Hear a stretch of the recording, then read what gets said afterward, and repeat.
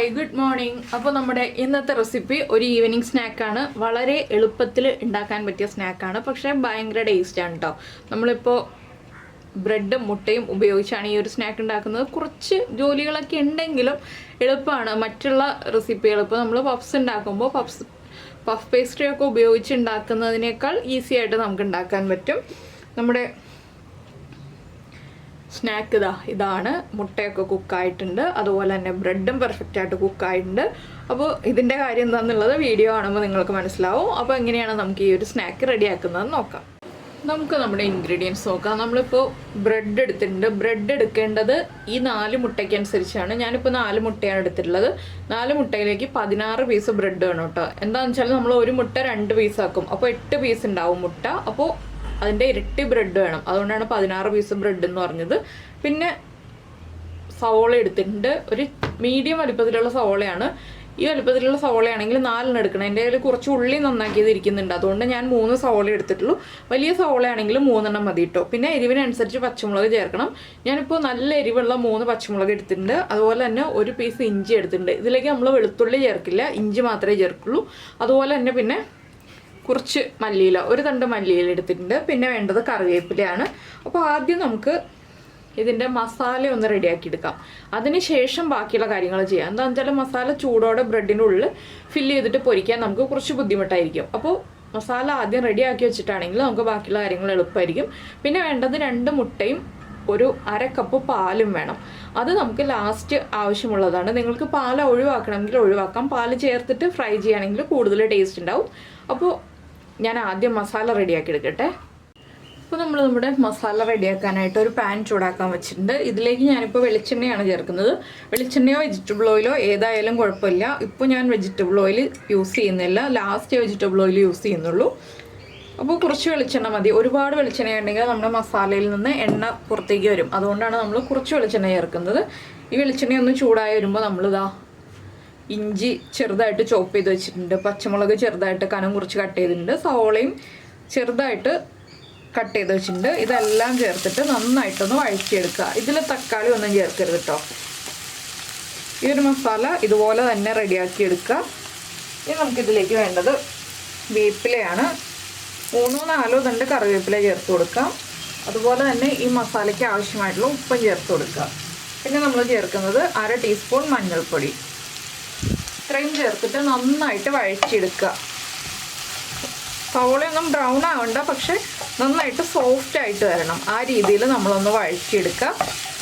ഈ സമയത്ത് നമ്മൾ ചെയ്യേണ്ട വേറെ കാര്യങ്ങൾ എന്തൊക്കെയാണെന്ന് വെച്ചിട്ടുണ്ടെങ്കിൽ, നമ്മുടെ ബ്രെഡ് ഉണ്ടല്ലോ, ബ്രെഡിൻ്റെ 4 സൈഡും ഒന്ന് കട്ട് ചെയ്തെടുക്കുക.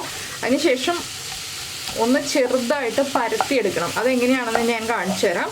അതുപോലെ തന്നെ നമ്മുടെ മൈദപ്പൊടി ഒരു 2 ടേബിൾ സ്പൂൺ എടുത്തിട്ട് കുറച്ച് വെള്ളത്തിലൊന്ന് മിക്സ് ചെയ്ത് വെക്കുക. ഇതൊക്കെ ചെയ്ത് വെക്കുകയാണെങ്കിൽ നമുക്ക് എളുപ്പമുണ്ടാവും.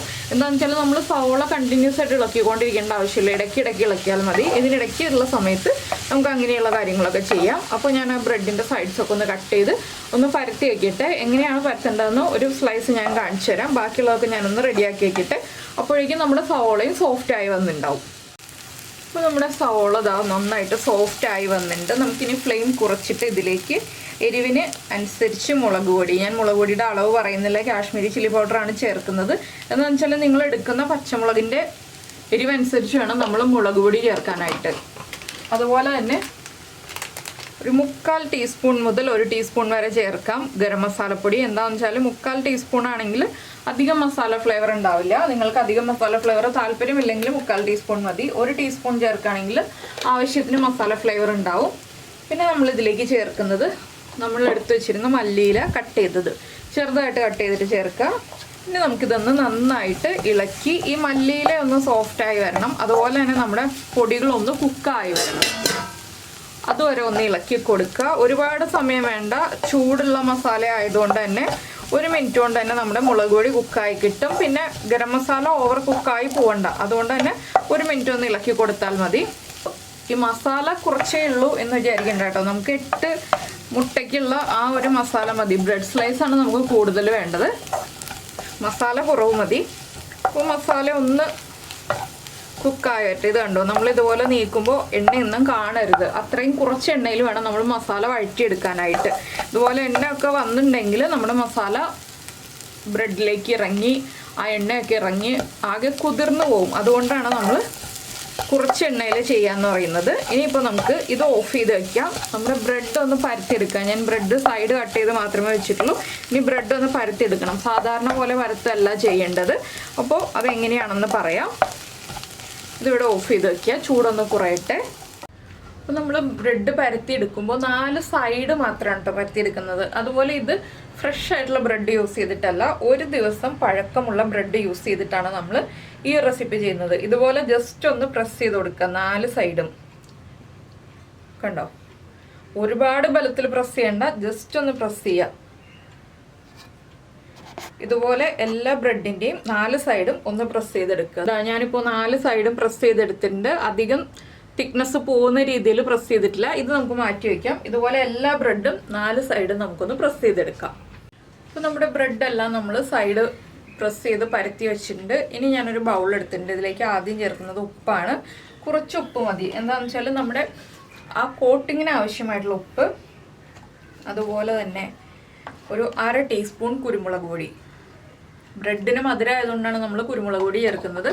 നമ്മൾ വീട്ടിൽ പൊടിച്ച കുരുമുളക് പൊടി ആണെങ്കിൽ 1/2 ടീസ്പൂൺ ചേർക്കുക, ഇല്ലെങ്കിൽ 3/4 ടീസ്പൂൺ ചേർക്കുക. ഇനി ഇതിലേക്ക് നമുക്ക് 2 മുട്ട ചേർക്കാം. നമ്മൾ ഇതുപോലെ കുറച്ച് വൈഡായിട്ടുള്ള ഒരു പാത്രത്തിൽ തന്നെ മുട്ടയൊക്കെ ബീറ്റ് ചെയ്തെടുക്കുക കേട്ടോ. എന്താണെന്ന് വെച്ചിട്ടുണ്ടെങ്കിൽ നമുക്ക് ഈ ബ്രെഡ് ഇതിൽ ഡിപ്പ് ചെയ്യാൻ പറ്റണം. അതുകൊണ്ടാണ് മുട്ട ഇതുപോലെ വൈഡായിട്ടുള്ള പാത്രത്തിൽ എടുക്കാമെന്ന് പറയുന്നത്. പിന്നെ ഞാൻ 1/2 കപ്പ് പാലെടുത്തിട്ടുണ്ട്. അതും കൂടി ചേർത്ത് കൊടുക്കുകയാണ്. ഇനി നന്നായിട്ടൊന്ന് ബീറ്റ് ചെയ്തെടുക്കുക. മുട്ടയും പാലും ഉപ്പും കുരുമുളകും എല്ലാം ചേർന്ന് നന്നായിട്ടൊന്ന് മിക്സായി വരണം.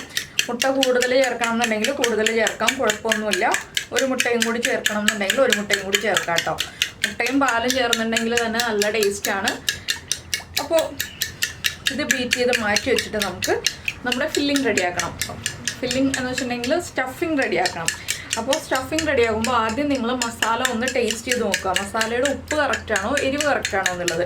എരിവ് കുറവാണെങ്കിൽ കുരുമുളക് പൊടി ചേർക്കുക, ഉപ്പ് കുറവാണെങ്കിൽ ഉപ്പ് ചേർക്കുക. ഞാനിപ്പോൾ ഉപ്പ് ചെക്ക് ചെയ്തപ്പോൾ ഉപ്പ് കുറവായിരുന്നു, അപ്പോൾ കുറച്ച് ഉപ്പ് ചേർത്തിട്ടുണ്ട്. എരിവൊക്കെ ആവശ്യത്തിനുണ്ട്, അതുകൊണ്ട് ഇനി എരിവൊന്നും ആവശ്യമില്ല ചേർക്കേണ്ടത്. അപ്പോൾ നമുക്കിതെല്ലാം മാറ്റി വയ്ക്കാം. ഇനി നമുക്ക് നമ്മുടെ മൈദ പേസ്റ്റ് അടുപ്പിച്ച് വയ്ക്കുക. മൈദ 2 ടേബിൾ സ്പൂൺ മൈദയാണ് ഞാൻ എടുത്തിട്ടുള്ളത്. വെള്ളത്തിൽ ഇതുപോലെ തിക്കായിട്ട് മിക്സ് ചെയ്താണ് എടുത്ത് വെച്ചിട്ടുള്ളത്. അതൊന്ന് അടുപ്പിച്ച് വയ്ക്കുക. പിന്നെ നമ്മുടെ മസാലയും ഒന്ന് അടുപ്പിച്ച് വയ്ക്കുക. അപ്പോൾ നമ്മളിപ്പോൾ നമ്മുടെ മുട്ടയൊക്കെ 2ആയിട്ട് കട്ട് ചെയ്ത് വെച്ചിട്ടുണ്ട്. മുട്ട എങ്ങനെയാണ് 2ആയിട്ട് കട്ട് ചെയ്യുക എന്നുള്ള വീഡിയോ ഒക്കെ നമ്മൾ നേരത്തെ ചെയ്തിട്ടുണ്ട് കേട്ടോ. അപ്പോൾ ഞാൻ ഈ സൈഡിൽ ആദ്യം നമ്മുടെ മൈദ പേസ്റ്റ് അപ്ലൈ ചെയ്യാൻ പോവുകയാണ്.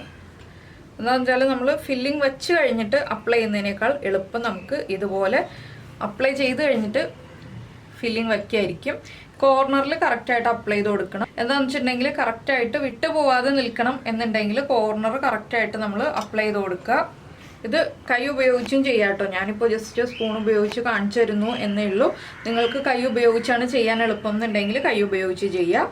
കുട്ടികളെയൊക്കെ ഉൾപ്പെടുത്തി ചെയ്യാൻ പറ്റുന്ന ഒരു കാര്യമാണ് ഈ ഒരു പേസ്റ്റ് അപ്ലൈ ചെയ്യുക എന്നുള്ളത്. ഇതിപ്പോൾ ഒരു പീസിൽ നമ്മൾ അപ്ലൈ ചെയ്ത് കഴിഞ്ഞു. ഇത് നമുക്ക് നീക്കി വയ്ക്കാം. അടുത്തൊരു പീസ് എടുത്തിട്ട് അടുത്തതിലും കൂടി നമുക്ക് ഇതുപോലെ തന്നെ പേസ്റ്റ് അപ്ലൈ ചെയ്ത് കൊടുക്കാം. ഇല്ലെങ്കിൽ നിങ്ങളുടെ കയ്യിൽ മൈദപ്പൊടി ഇപ്പോൾ ഇല്ലയെന്നുണ്ടെങ്കിൽ ചെയ്യാനുള്ള ഒരു ഓപ്ഷൻ എന്താണെന്ന് വെച്ചാൽ ചെറുതായിട്ട് ഈ ബ്രെഡിൻ്റെ സൈഡ് ഒന്ന് നനച്ചു കൊടുത്തിട്ട് നമുക്കിതുപോലെ ചെയ്യാം. പക്ഷെ അത് മൈദപ്പൊടി ഉപയോഗിച്ച് ചെയ്യുന്ന അത്ര പെർഫെക്റ്റ് ആയിരിക്കില്ല. അതുകൊണ്ടാണ് നമ്മൾ മൈദപ്പൊടി തന്നെ പ്രിഫർ ചെയ്യുന്നത്. ഗോതമ്പ് പൊടിയാണെങ്കിലും ഇത്രയും തിക്നെസ് കിട്ടില്ല നമുക്ക്. ആ ഒരു കറക്റ്റ് പിടിച്ചിരിക്കാൻ ബുദ്ധിമുട്ടായിരിക്കും. പിന്നെ ഇത് വീറ്റ് ബ്രെഡിലും ചെയ്യാം കേട്ടോ. ഈ സെയിം റെസിപ്പി വീറ്റ് ബ്രെഡിലും ചെയ്യാം, വൈറ്റ് ബ്രെഡിലും ചെയ്യാം. അതൊക്കെ നിങ്ങളുടെ ഇഷ്ടത്തിനനുസരിച്ച് ചെയ്യാം. അപ്പോൾ ഞാനിപ്പോൾ ബ്രെഡിലേക്ക് മൈദ പേസ്റ്റ് അപ്ലൈ ചെയ്ത് കഴിഞ്ഞു. ഇനി നമുക്ക് നമ്മുടെ മസാല ചെറിയൊരളവിൽ മാത്രം മസാല വയ്ക്കുക. കൂടുതൽ മസാല വയ്ക്കരുത്. ഒന്ന് സ്പ്രെഡ് ചെയ്ത് വയ്ക്കുക ആ ബ്രെഡിൻ്റെ ഉൾഭാഗത്ത് നിൽക്കുന്ന രീതിയിൽ. ഇനി നമുക്കൊരു മുട്ടയുടെ പീസ് എടുത്തിട്ട് ഇതിൻ്റെ മുകളിൽ കമഴ്ത്തി വെച്ച് കൊടുക്കുക. അതിനുശേഷം നമ്മൾ ആദ്യം റെഡിയാക്കി വെച്ചിരിക്കുന്ന ബ്രെഡ് സ്ലൈസ് ഉണ്ടല്ലോ, അതെടുത്തിട്ട് ഒന്ന് കവർ ചെയ്തിട്ട് എല്ലാ സൈഡും പ്രസ് ചെയ്ത് പതുക്കെ പതുക്കെ ഒട്ടിച്ചു കൊടുക്കുക. ഇങ്ങനെ കൈ കൊണ്ട് അമർത്തി പിടിച്ചിട്ട് വേണം നമ്മൾ പ്രസ് ചെയ്ത് ഒട്ടിക്കാനായിട്ട്, ഇല്ലെങ്കിൽ പൊട്ടിപ്പോവാൻ സാധ്യതയുണ്ട്. അതുകൊണ്ട് നന്നായിട്ടൊന്ന് ശ്രദ്ധിച്ചിട്ട് ഒട്ടിച്ചു കൊടുക്കുക. കണ്ടോ, നമ്മുടെ ഒരു ബ്രെഡ് റെഡിയായി. ഒരു എന്താ പറയുക, ഞാനിതിനൊരു ബ്രെഡ് പപ്സ് പേരിടാം എന്ന് വിചാരിക്കുന്നു. ബ്രെഡ് പപ്സിൻ്റെ ഒരു മോഡലാണല്ലോ ഇത്. അപ്പോൾ ഇത് നമുക്ക് മാറ്റി വയ്ക്കാം. ഇതുപോലെ ബാക്കിയുള്ളതെല്ലാം ഞാൻ ചെയ്തെടുക്കട്ടെ. അതിനുശേഷം നമുക്ക് ബാക്കിയുള്ള കാര്യങ്ങൾ പറയാം കേട്ടോ.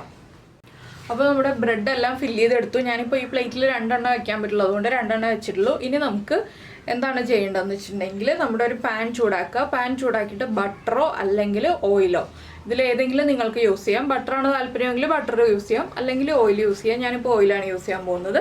എന്നിട്ട് ചെയ്യുന്ന കാര്യങ്ങൾ പറയാം. നമ്മളിപ്പോൾ ഒരു പാൻ ചൂടാക്കാൻ വെച്ചിട്ടുണ്ട്. പാൻ ഒരുവിധം ചൂടായിട്ടുണ്ട്, ഭയങ്കരമായിട്ട് അങ്ങോട്ട് ചൂടായി പോകണ്ട. അതിലേക്ക് നമുക്ക് കുറച്ച് ഓയിൽ അല്ലെങ്കിൽ ബട്ടർ അപ്ലൈ ചെയ്യാം. ഞാനിപ്പോൾ കുറച്ച് സൺഫ്ലവർ ഓയിലാണ് ഒഴിച്ചു കൊടുക്കുന്നത്. ഒരുപാടൊന്നും വേണ്ട, വളരെ കുറച്ച് മതി. ജസ്റ്റ് നമ്മുടെ ബ്രെഡ് ഒന്ന് ചൂടാകും, അത്രയേ ഉള്ളൂ. ഇത്ര ഓയിൽ ഒഴിച്ചിട്ടുണ്ട്. ഇനി നമ്മൾ എന്താണ് ചെയ്യുന്നതെന്ന് വെച്ചിട്ടുണ്ടെങ്കിൽ നമ്മൾ ആദ്യം റെഡിയാക്കിയ മിക്സ് ഉണ്ടല്ലോ, നമ്മുടെ മുട്ടയുടെ മിക്സ്, അതിലേക്ക് നമ്മൾ റെഡിയാക്കി വെച്ചിരിക്കുന്ന ബ്രെഡ് എടുക്കുക. ഒന്ന് 2 സൈഡും ഡിപ്പ് ചെയ്യുക. വേഗം ഡിപ്പ് ചെയ്തെടുക്കണം. എന്താണെന്ന് വെച്ചാൽ ബ്രെഡാണ്, കുതിർന്നു പോകും. വേഗം തന്നെ പാനിലേക്ക് വെച്ച് കൊടുക്കുക. ഇതുപോലെ തന്നെ നമുക്ക് അടുത്തതും ചെയ്തെടുക്കാം. വലിയ പാനാണെങ്കിൽ 3 എണ്ണം വയ്ക്കാം, ചെറിയ പാനാകുമ്പോൾ 2 എണ്ണം വയ്ക്കാൻ പറ്റുള്ളൂ. ഞാനിപ്പോൾ 2 എണ്ണം വയ്ക്കുന്നുള്ളൂ. നിങ്ങൾക്കിത് ഡീപ്പ് ഫ്രൈ ചെയ്യണമെന്നുണ്ടെങ്കിൽ ഡീപ്പ് ഫ്രൈ ചെയ്യാം കേട്ടോ. ഞാനിപ്പോൾ അധികം ഓയിൽ അബ്സോർബ് ചെയ്യാത്ത രീതിയിൽ ഷാലോ ഫ്രൈ ആണ് ചെയ്യുന്നത്. അപ്പോൾ നമ്മുടെ ബ്രെഡ് പൊട്ടി പോവുകയാണെങ്കിൽ മുട്ടയുടെ മിക്സ് ഒന്ന് ആ പൊട്ടിപ്പോകുന്ന ഭാഗത്ത് ഒഴിച്ചു കൊടുക്കുക. പൊട്ടി പോവുകയാണെങ്കിൽ മാത്രം ചെയ്യേണ്ട കാര്യമാണ്. ഇനിയിപ്പോൾ മീഡിയം ഫ്ലെയിമിൽ, വലിയ ബർണറാണെങ്കിൽ മീഡിയം ഫ്ലെയിമിൽ, ചെറിയ ബർണറാണെങ്കിൽ ഹൈ ഫ്ലെയിമിൽ വെച്ചിട്ട് ഒന്ന് കുക്ക് ചെയ്തെടുക്കുക. ഇതുപോലെ ഒന്ന് ഇടയ്ക്ക് അനക്കിയൊക്കെ കൊടുക്കുക. 3 പീസ് വയ്ക്കാൻ പറ്റുന്നുണ്ടെങ്കിൽ 3 പീസ് വെച്ചോളൂ കേട്ടോ. പിന്നെ നമ്മൾ ചെയ്യേണ്ട ഒരു കാര്യം എന്താണെന്ന് വെച്ചാൽ, നമ്മൾ ഈ മൈദപ്പൊടി അപ്ലൈ ചെയ്ത ഭാഗം ഉണ്ടല്ലോ, അത് തിരിച്ചിട്ട് കഴിയുമ്പോൾ, ഇപ്പോഴല്ല തിരിച്ചിട്ട് കഴിയുമ്പോൾ ഒന്ന് പ്രസ് ചെയ്ത് കൊടുക്കണം. ആ 4 സൈഡും ഒന്ന് പ്രസ് ചെയ്ത് കൊടുക്കണം. ഇപ്പോൾ ഒരു സൈഡ് കുക്കായി വന്നിട്ടുണ്ട്. ഞാൻ പതുക്കെ അടുത്ത സൈഡിലേക്ക് തിരിക്കുകയാണ്. കണ്ടോ, ഈ സൈഡ് കുക്കായി കഴിഞ്ഞു. ഇനി നമുക്ക് ഇവിടെ ഒന്ന് പ്രസ് ചെയ്ത് കൊടുക്കണം. ഈ മൈദപ്പൊടി അപ്ലൈ ചെയ്ത ഭാഗം മാത്രമാണ് നമുക്ക് കൂടുതൽ കുക്കായി വരാനുള്ളത്. ബാക്കിയുള്ളത് നമ്മുടെ മുട്ടയും പാലും ചേർന്ന മിക്സ് മാത്രമേ കുക്കാവാനുള്ളൂ. അത് വേഗം കുക്കായി കിട്ടും. അപ്പോൾ ഇതുപോലെ ഒന്ന് പ്രസ് ചെയ്ത് കൊടുക്കുക. അടുത്തതും ഇതുപോലെ തന്നെ തിരിച്ചിട്ടിട്ട് നമുക്ക് പ്രസ് ചെയ്ത് കൊടുക്കാം. അപ്പോൾ എങ്ങനെയുണ്ട് ഈ ഒരു സ്നാക്ക്? നമ്മൾ പപ്സ് ഉണ്ടാക്കാൻ, പഫ് പേസ്ട്രിയൊക്കെ ഉണ്ടാക്കി വരുന്നതിനേക്കാൾ എളുപ്പത്തിൽ നമുക്ക് വീട്ടിൽ ബ്രെഡ് ഉണ്ടെന്നുണ്ടെങ്കിൽ ഇതുപോലെ കുട്ടികൾക്ക് വേണ്ടി ബ്രെഡ് പപ്സ് റെഡിയാക്കി എടുക്കാം. അപ്പോൾ നിങ്ങളെല്ലാവരും ട്രൈ ചെയ്ത് നോക്കുമല്ലോ. പിന്നെ നിങ്ങൾക്ക് ഈ ഒരു വീഡിയോ ഇഷ്ടമായിരുന്നുണ്ടെങ്കിൽ ലൈക്ക് ചെയ്യാനും കമൻറ്റ് ചെയ്യാനും ഒന്നും മറന്നു പോരുത് കേട്ടോ. ഒരു 4 മുട്ട ഉണ്ടെങ്കിൽ വളരെ എളുപ്പത്തിൽ ചെയ്യാൻ പറ്റിയ റെസിപ്പിയാണ്. പക്ഷേ കുറച്ച് പ്രോസസ്സുകളുണ്ട്, കുക്കിംഗ് ടൈം വളരെ കുറവാണ്. അതാണ് ഇതിൻ്റെ ഒരു പ്രത്യേകത. പിന്നെ ഇതിൻ്റെ ഉള്ളിൽ കുക്കായിട്ടുണ്ടോ എന്നുള്ള സംശയമൊന്നും വേണ്ട. ഞാൻ ഒരെണ്ണം കട്ട് ചെയ്ത് കാണിക്കാം കേട്ടോ. പലപ്പോഴും നമുക്ക് കമൻറ്റ്സ് വരാറുണ്ട്, ഈ ഒരു സ്നാക്കിൻ്റെ ഇൻസൈഡ് കുക്കായിട്ടുണ്ടെന്നുള്ളതിന് എന്താണ് ഉറപ്പ്, നിങ്ങൾ എന്താണ് കട്ട് ചെയ്ത് കാണിക്കാത്തതെന്ന്. മിക്ക സ്നാക്സും നമ്മൾ ഓൾറെഡി കുക്ക് ചെയ്ത കാര്യങ്ങളായിരിക്കും വീണ്ടും ഫ്രൈ ചെയ്തൊക്കെ എടുക്കുന്നത്. അതുകൊണ്ടാണ് നമ്മളത് വീണ്ടും കട്ട് ചെയ്ത് കാണിക്കാത്തത്. അപ്പോൾ ഈ സൈഡ് ഒന്നുകൂടി ആവാനുണ്ട്. ഞാനപ്പോൾ ജസ്റ്റ് ഒന്ന് തിരിച്ചിട്ട് നോക്കിയതാണ് ആയിട്ടുണ്ടോ എന്നുള്ളത്. ഒന്നുകൂടി ആവട്ടെ. അതിനുശേഷം നമുക്ക് പ്ലേറ്റിലേക്ക് മാറ്റാം. ചൂട് ചായയുടെ കൂടെ സെർവ് ചെയ്യാം. അപ്പോൾ എന്തായാലും എല്ലാവരും ഉണ്ടാക്കി നോക്കുമെന്ന് വിചാരിക്കുന്നു. അപ്പോൾ ഇതുപോലെയുള്ള റെസിപ്പികളൊക്കെ നിങ്ങൾ ഉണ്ടാക്കി നോക്കിയിട്ടില്ലെങ്കിൽ ഉറപ്പായിട്ടും ട്രൈ ചെയ്ത് നോക്കുക. പിന്നെ നമ്മുടെ ചാനൽ ആദ്യമായിട്ട് കാണുകയാണ്, നമ്മുടെ വീഡിയോ പ്രസൻറ്റ് ചെയ്യുന്ന രീതിയൊക്കെ ഇഷ്ടമായിരുന്നുണ്ടെങ്കിൽ നമ്മുടെ ചാനലൊന്ന് സബ്സ്ക്രൈബ് ചെയ്ത് സപ്പോർട്ട് ചെയ്യണേ. സബ്സ്ക്രൈബ് ചെയ്യുന്നതിന് ഈ വീഡിയോയുടെ താഴെയുള്ള ഒരു സബ്സ്ക്രൈബ് ബട്ടൺ ഒന്ന് ക്ലിക്ക് ചെയ്യുക. അതിൻ്റെ റൈറ്റ് സൈഡിലുള്ള ബെൽ ഐക്കണും ക്ലിക്ക് ചെയ്യുക. അപ്പോൾ ഓളൊന്നും പറഞ്ഞിട്ടൊരു ഓപ്ഷൻ കാണാം. ആ ഓളും കൂടി പ്രസ് ചെയ്തിട്ടുണ്ടെങ്കിൽ ഞാൻ എപ്പോഴും വീഡിയോ അപ്ലോഡ് ചെയ്യുമ്പോൾ നിങ്ങൾക്ക് നോട്ടിഫിക്കേഷൻ വരും. പിന്നെ ഞാൻ പറഞ്ഞല്ലോ, ഈ സൈഡ് കറക്റ്റായിട്ട് കവറായിട്ടില്ല എന്നുണ്ടെങ്കിൽ നമുക്ക് പണി കിട്ടും, നമ്മുടെ മസാല പുറത്തേക്ക് വരും.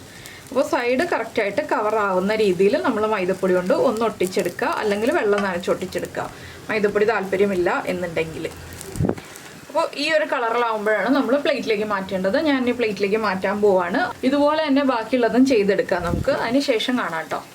അപ്പോൾ നമ്മുടെ ബ്രെഡ് എഗ് പപ്സ്, അതായത് ബ്രെഡ് ഉപയോഗിച്ചുള്ള പപ്സ് എല്ലാം റെഡി ആയിട്ടുണ്ട്. അപ്പോൾ എല്ലാവരും നമ്മുടെ വീഡിയോയുടെ താഴെ കമൻറ്റ് ചെയ്യാൻ മറക്കരുത്. നമുക്ക് നമ്മുടെ അടുത്ത റെസിപ്പിയുമായിട്ട് നാളെ കാണാം.